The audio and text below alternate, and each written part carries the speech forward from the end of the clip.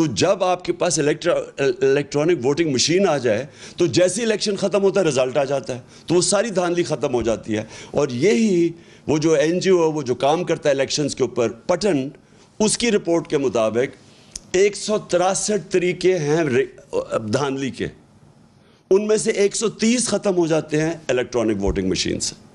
لیکن یہ election commissioner نے پوری سازش کی، سیبوٹاج کیا، اور اس نے نہیں ہونے دی الیکٹرانک ووٹنگ مشینز.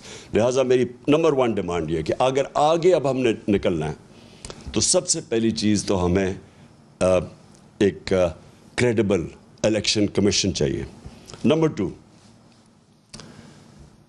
دیکھیں مشکل ہے، حالات ہمارے اس وقت مشکل ہیں، اور جس طرح جتنی دیر یہ گورنمنٹ رہے گی مزید اور مشکلیں بڑھتی جائیں گی، اور اس میں سے نکلنے کے لیے صرف اگر ہمیں قوم بنے، قوم ہی نکل سکتی ہے.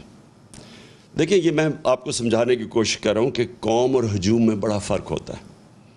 جب ایک قوم بن جاتی ہے تو وہ جب مل کے 22 کروڑ لوگ جب مل کے فیصلہ کرتے ہیں کہ ہم نے مثلا اپنے قرضے اتارنے ہیں، وہ اتار دیں گے اپنے قرضے.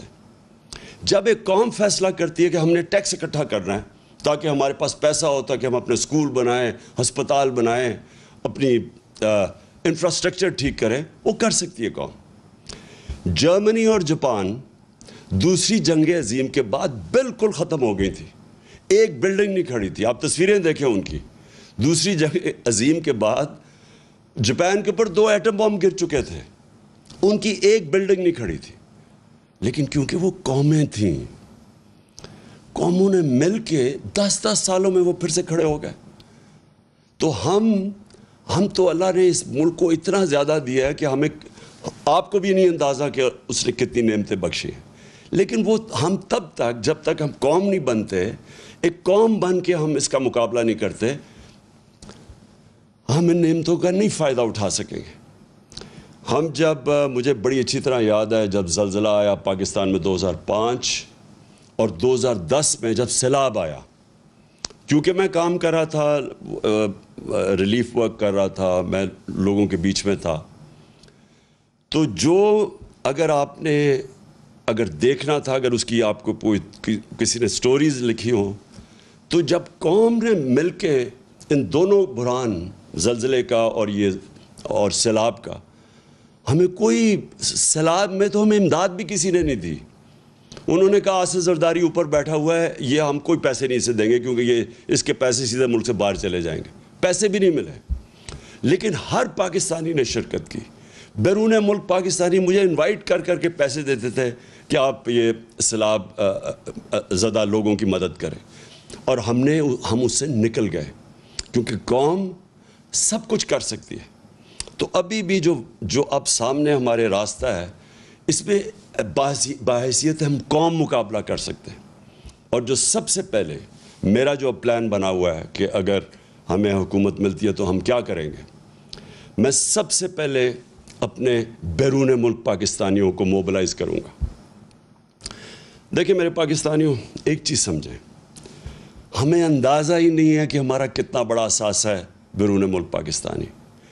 ہم نے آتے ساتھ ہی ان کی تھوڑی سی مدد کی کہ یہ جو پیسے بھیجتے ہیں، ریمیٹنسز بھیجتے ہیں، جو ہمارے لوگ باہر کام کرتے ہیں، ہم نے کوشش کی کہ بینک کے تھرو بھیجیں. پاکستان کی تاریخ میں سب سے زیادہ 31 ارب ڈالر کی ریمیٹنسز آئیں. ابھی ہم نے شروع ہی ہوئے تھے، ابھی ہم اور بھی ان کی مدد کر رہے تھے. ہم نے روشن ڈیجیٹل اکاؤنٹ کھولا تھا. ہم نے ابھی ان کے لیے پوری ایک پلان بنایا ہوا تھا کہ کیسے ہم نے ہاؤسنگ کے اندر ان کی انویسٹمنٹ لے کے آنی ہے. جو سب سے بڑا میرا پلان تھا، اور مجھے سب سے افسوس ہے کہ پہلا پلان سیبوٹاج کیا یہ آصف زرداری کی سندھ حکومت نے.